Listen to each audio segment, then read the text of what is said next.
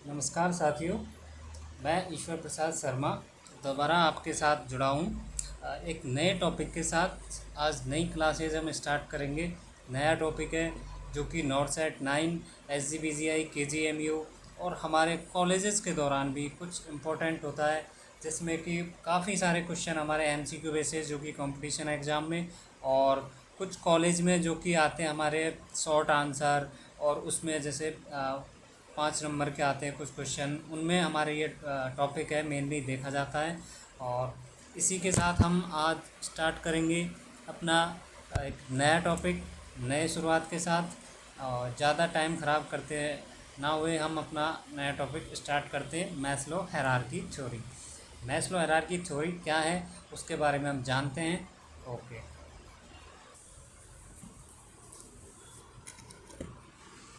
आज हम देखते हैं Maslow hierarchy theory. Maslow hierarchy theory क्या है? मेनली जो क्या होता है, ये अब्राहम हॉर्लोन ने दी थी। ठीक है, अब्राहम ने दी थी। उन्होंने कब दी थी? 1943 में, 1943 में दिया था ये मैस्लो हायरार्की थ्योरी। इसमें क्या होता है कि एक ह्यूमन का जो मूवमेंट होता है वो कैसे डेवलप हो रहा होता है, कि उसकी क्या रिक्रूटमेंट होती है, कैसे उसका डेवलप होता है, कब उसका एंड फेज होता है, वो सब इसमें हमारे दिखाया गया है। जो कि मैंने एक चार्ट बना के खुद से सारी चीज़ें उसमें एक शॉर्ट तरीके से समझाने की कोशिश की है। और इसमें क्या है कि ऐसी थ्योरी है जो ह्यूमन मूवमेंट को शो करती है। ह्यूमन का कौन सा मूवमेंट कब हो रहा है, वो सब चीज़ें इसमें शो हो रही हैं। तो उसमें क्या होता है, हमारे मेनली 5 स्टेप आते हैं इसमें। फिजियोलॉजिकल नीड फर्स्ट आता है, सेकंड आता है सेफ्टी एंड सिक्योरिटी, थर्ड आता है लव एंड बिलोंगिंगनेस, फोर्थ आता है सेल्फ एस्टीम, फिफ्थ आता है सेल्फ एक्चुअलाइजेशन। ठीक है, तो उसमें 5 में जो फर्स्ट आता है, जैसे कि मान लो फिजियोलॉजिकल नीड, इसमें क्या आता है मेनली 3 चीज़ें हमारी आती हैं। जैसे कि हमारी जो भी ह्यूमन की एक बेसिक नीड भी होती है, रोटी कपड़ा मकान हम जिसको बोलते हैं, फूड क्लॉथ और हाउस। ठीक है, रोटी कपड़ा और मकान 3 चीज़ें होती हैं मेनली। उसके बाद आता है, जैसे कि मान लो कि पहले जब मानव का डेवलपमेंट हो रहा था, एक मानव था उस टाइम पे, मतलब ना ही तो वो इंसान था ना ही जानवर था, उस तरह के बीच का था। तो वो क्या कर रहा था कि डेवलप हो रहा था, तो उसमें सबसे पहले उसको एक चीज़ देखी कि यार खाने को कुछ नहीं है, खाने को कुछ होना चाहिए। ठीक है, जब उसको खाने को मिला तो उसके बाद उसने सोचा कि यार मेरे पास कपड़े तो है ही नहीं पहनने के लिए, अपनी बॉडी को कवर करने के लिए, तो उसने फिर कपड़े की ज़रूरत समझी। उसके बाद उसने सोचा कि यार बारिश हो रही है, बिजली हो रही है, तो वो सब गर्मी है और ठंड है, तो उसके लिए मैं क्या करूँ, एक छोटा घर बनाऊँ, कच्चा है पक्का वो। ठीक है, इसी प्रकार से फिजियोलॉजिकल नीड, सबसे पहले कोई भी इंसान होता है उसको रोटी कपड़ा मकान 3 चीज़ें तो नेसेसरी होती है।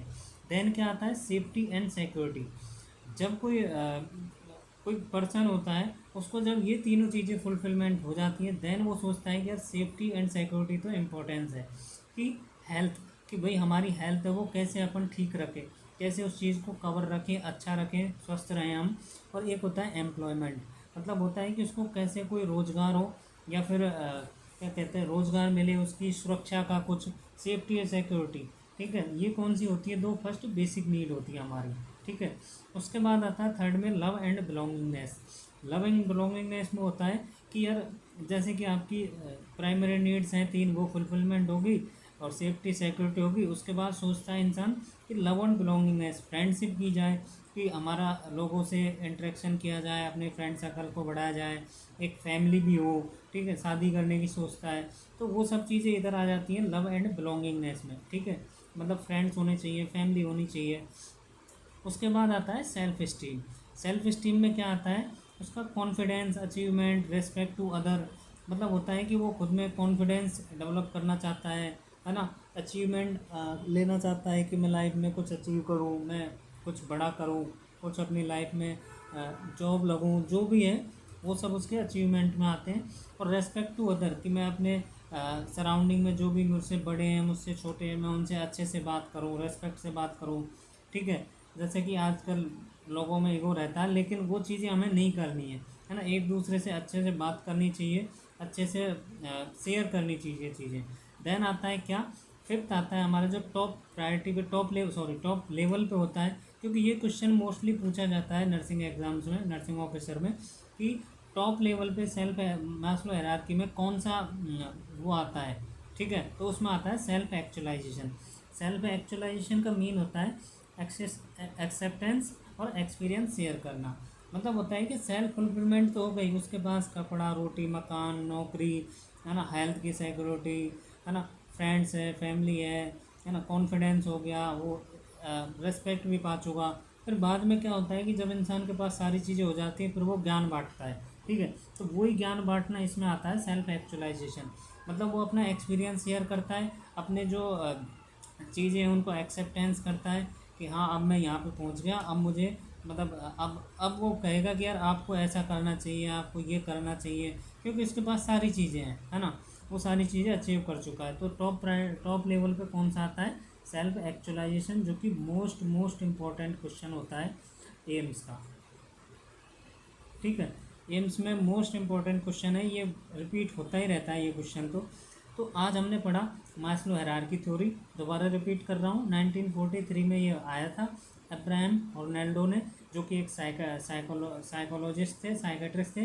ये थ्योरी ऑफ ह्यूमन मूवमेंट की थ्योरी होती है, इसमें 5 होती हैं। फिजियोलॉजिकल नीड फर्स्ट होती है, सेकंड होती है सेफ्टी एंड सिक्योरिटी, थर्ड होती है लव एंड बिलोंगिंगनेस, फोर्थ होती है सेल्फ एस्टीम, फिफ्थ आती है सेल्फ एक्चुअलाइजेशन, जिसमें एक्सेप्टेंस और अपनी क्या करती है, एक्सपीरियंस शेयर करता है पर्सन, ठीक है। तो फिर ये सारी चीज़ें आज हमने देखी और जो असेस की, उसके बाद आज हम ये हमने किया कवर, ठीक है। आज के बाद अब हम अगले टॉपिक पे आएंगे और अपनी ये जर्नी है जो कि नॉर्थ साइड तक की है, नॉर्थ साइड से आगे भी चलेगी, और जब तक हम अपनी लाइफ में सेल्फ एक्चुअलाइजेशन अचीव नहीं कर लेंगे तब तक चलेगी, ठीक है। सेल्फ एक्चुअलाइजेशन जैसा कि आज हमने मास्लो हायरार्की थ्योरी में पढ़ा। तो आपको कैसी लगी क्लास, अपना रिव्यू कमेंट में दे सकते हैं प्लीज़, और बाकी लाइक फॉलो करें, जो भी आप करें नहीं करें देखो। और मेन मोटिव है हमारा कि हमारा जो गवर्नमेंट जॉब का जो सपना है हर एक का होता है, गवर्नमेंट जॉब ही नहीं, जहाँ भी हमारा जाने का सपना है वो पूरा हो, आपका हमारा। और इसी के साथ अलविदा लेता हूँ और अगले वीडियो में हम मिलेंगे, ठीक है। Thank you very much.